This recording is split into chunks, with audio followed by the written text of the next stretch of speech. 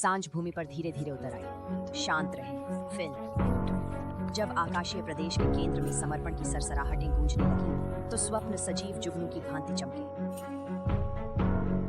उसने अपनी आंखें बंद कर ली, ब्रह्मांड की धड़कन को महसूस करते हुए। प्रेम ने उसे भर दिया, हवा को चमेली की खुशबू से महकाया।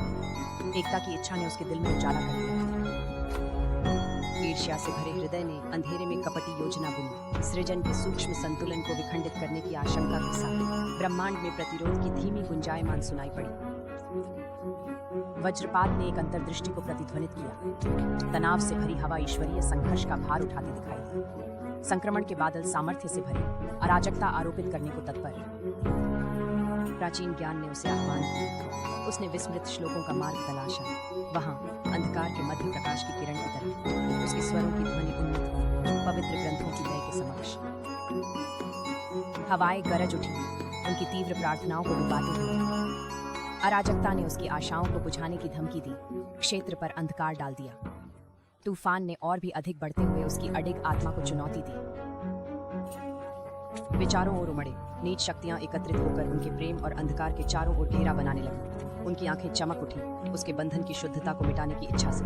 इच्छा की लड़ाई शुरू हो गई। उसने नाजुकता को चुना। एक नरम चमक उससे निकली, तूफान को खुला चीरते हुए। उसने शुद्ध प्रेम की आत्मा का आह्वान किया, आने वाले तूफान के खिलाफ एक ढाल।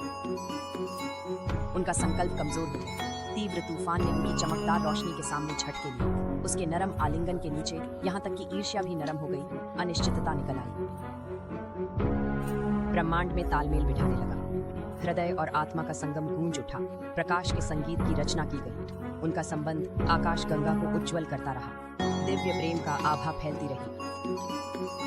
उनका प्यार बाधाओं को नष्ट करता गया। देवलोक का समावेश होने की सीमाओं को विलीन करता गया। आकाशीय प्राणियों ने आनंद से नृत्य किया, उनके हृदय अभिवादन और पुनर्जागरण से परिपूर्ण।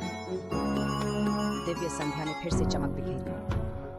प्रेम के विविध रंग उत्कर्ष पर थे, प्रकृति के कैनवास को साकार करते हुए। अनंत वादा आकाश में सरसराया, सच्चाई जो किसी भी सीमा को पार कर गई।